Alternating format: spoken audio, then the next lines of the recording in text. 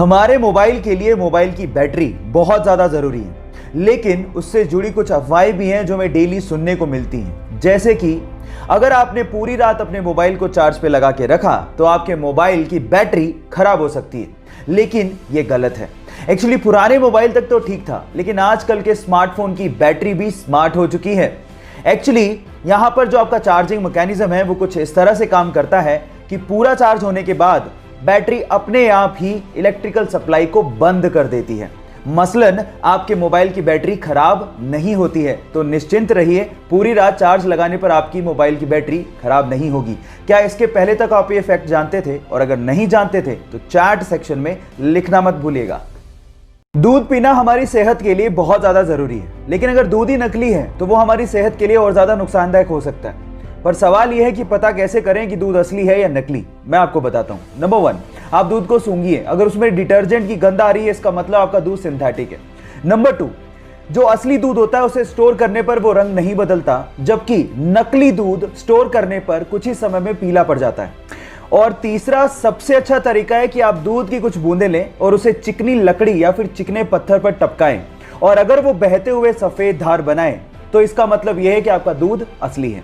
अब आपको पता लग गया होगा कि दूध की जांच कैसे करनी है। सो ये नॉलेज दूसरों के साथ शेयर करना मत भूलिएगा। अक्सर आप लोगों ने बहुत सारे क्रिकेट मैच में बहुत सारे खिलाड़ियों को एक सफेद रंग की क्रीम चेहरे पर लगा के खेलते हुए देखा होगा, पर सवाल यह है कि वो सफेद रंग की क्रीम होती क्या है और उसे चेहरे पर लगाया क्यों जाता है। नहीं पता तो मैं आपको बताता हूँ।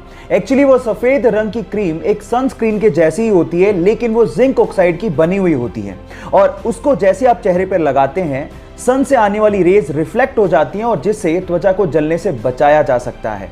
क्या इसके पहले तक इफेक्ट आपको पता था? और नहीं पता था तो चैट सेक्शन में लिखना मत भूलिएगा।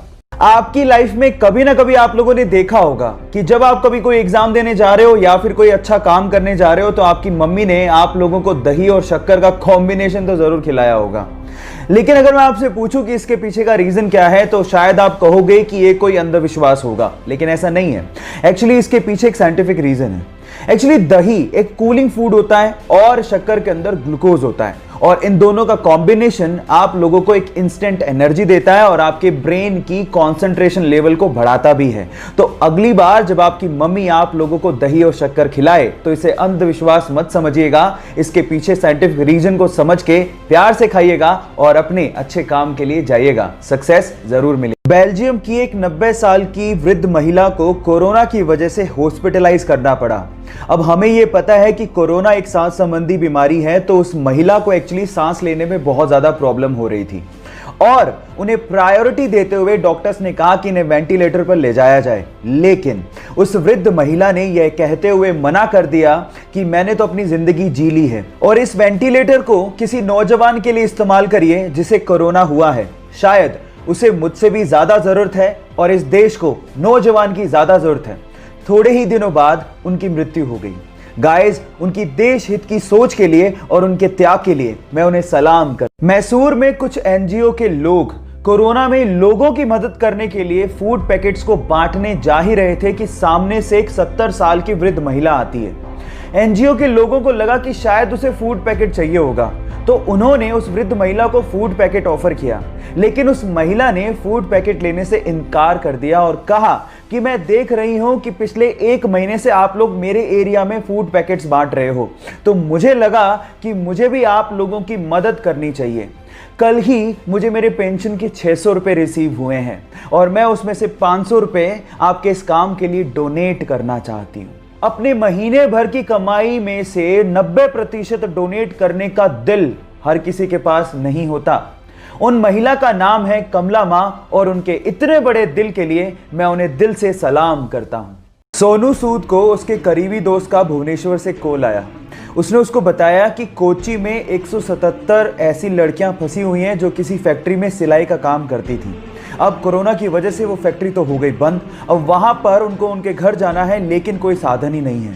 तो सोनू सूद का दिल देखिए, उस बंदे ने बेंगलोर से एक स्पेशल फ्लाइट करवाई जो कि कोच्चि से उन 177 लड़कियों को भुवनेश्वर तक एयरलिफ्ट करा रही है। बहुत बड़ा दिल है उस बंदे का।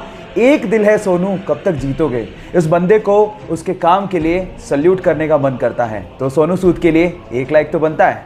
जहां एक और कोरोना वायरस पूरी दुनिया के 32 से ज्यादा देशों में अपने पैर पसार चुका है, वहीं पूरी दुनिया के शीर्ष नेताओं से लेके शाही परिवार तक हमारी भारतीय संस्कृति को फॉलो कर रहे हैं। वो हैंडशेक की बजाय नमस्ते कर रहे हैं। पूरी दुनिया में भारतीय संस्कृति की तारीफ हो रही है।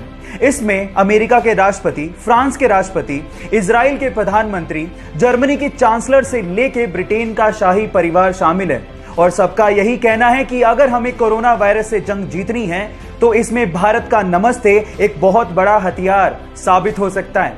हमें गर्व है अपने भारतीय होने पर और भारतीय संस्कृति पर, तो इसीलिए करो ना